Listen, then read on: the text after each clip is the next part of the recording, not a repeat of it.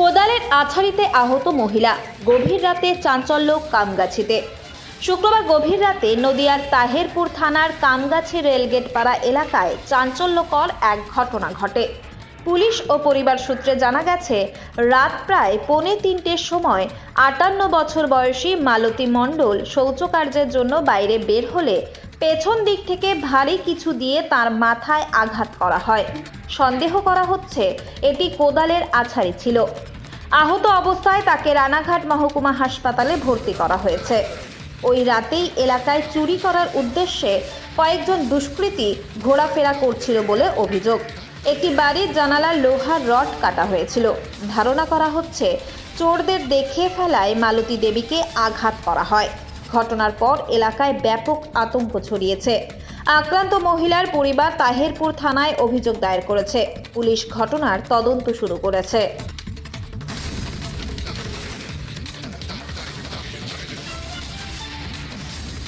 মায়ের ভোর 3টে নাগাদ বাথরুমে গিয়েছিল, তখন মায়ের ওরকম কেউ কোদালের ড্যামার দিয়ে মাথায় আঘাত করেছে। ওখানে ড্যামার পড়েছিল, এটার দিকে বোঝা গিয়েছে যে ড্যামার দিয়ে আঘাত করা হয়েছে। তারপরে কে মেরেছে এখন আমরা এখনো জানতে পারিনি কে মেরেছে। তারপরে মাকে ওইভাবে অবস্থায় হসপিটালে ভর্তি করা হয়েছে। থানায় গিয়ে জানিয়েছিলেন? হ্যাঁ, থানায় দাদা গিয়েছে জানাতে। কতগুলো সেলাই পড়েছে মাথায়? 7-8টা তো হবে মনে হয়। অনেকটা সেলাই। আমাদের বাড়ির পাশে নাকি জানা গিয়েছে যে চুরি করতে এসেছিলো, ওই শিক কেটেছে। ওইটা সকালে জানতে পারলো সবাই যে বাড়ির পাশে চুরি হচ্ছিল।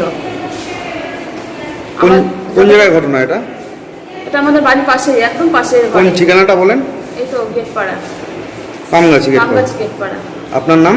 সুকু মণ্ডল। আপনার মায়ের নাম? মালতী মণ্ডল। এই গরমে একটু স্বস্তি পেতে আজই আসুন মন জিনিসে, যেখানে একই ছাদের তলায় পেয়ে যাবেন 100-র বেশি ভ্যারাইটিস আইসক্রিম সহ কেক, পেস্ট্রি, বার্গার এবং বিভিন্ন মুখরোচক খাবার।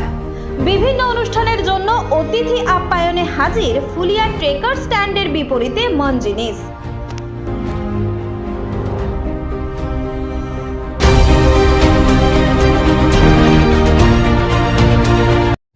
এই খবরটি নিবেদন করছেন Barsha medicare chemist and druggist centre.